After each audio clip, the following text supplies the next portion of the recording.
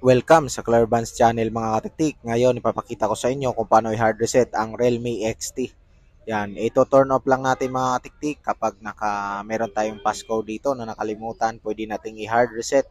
So take note, mabubura po lahat ng data dito. So pindutin mo lang tong volume down mga katiktik. Wala po kasi itong back case kaya yan, volume down po ang pipindutin, sabay pipindutin din natin yung mismong power switch mga katiktik. Sabay natin pipindutin.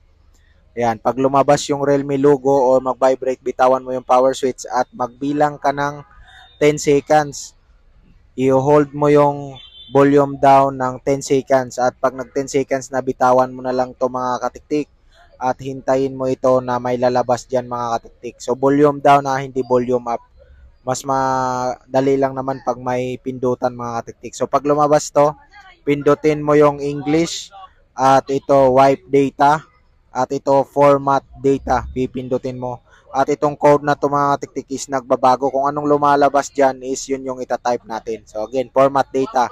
So kung napansin mo, nagbabago siya. So kung ano lang ang lumabas dyan, yun lang po itatype mo. And then, tap mo yung format. Tapos meron dyan progress bar, wiping data, place wait. Yan, wiping, place wait. Ganun po yung lumalabas dyan. So syempre, hintayin natin na matapos ang kanyang pag-wipe at yun nga sinasabi ko, lahat ng mga pictures dito, mga dina-download mo na apps is mabubura po talaga mga katiktik. Kaya make sure kapag ginawa nyo to is wala na kayong importante na mga documents o mga apps or details na kinakailangan nyo.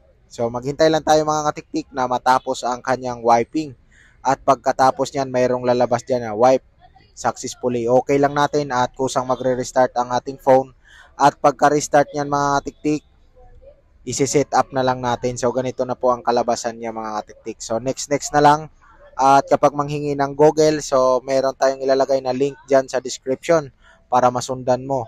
Ito ay Android 11, so idadial natin ang 899 at punta tayo dito sa software version. So makita nyo ang model number niya is RMX 1921. Yan po ay Realme XT.